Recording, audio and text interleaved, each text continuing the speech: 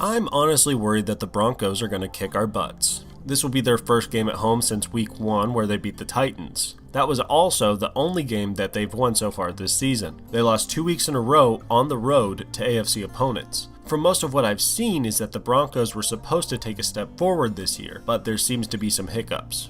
You may remember Bo Nix from last season, when he came to Cincinnati and nearly mounted a victory to secure a playoff spot and kick Cincinnati out of the hunt. He is unfortunately starting this year in a little bit of a slump.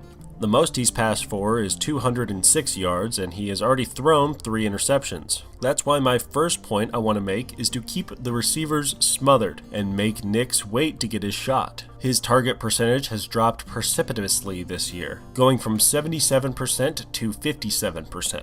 He also has an above league average time in the pocket and gets the ball out in an average of 1.7 seconds. Dobbins is continuing to progress in Denver. Slowing him down will be important as well, as our rushing defense is the 11th worst in the league. Speaking of rushing defenses, Denver has the 12th worst rushing in the league. We need to make a concerted effort to establish the run this week.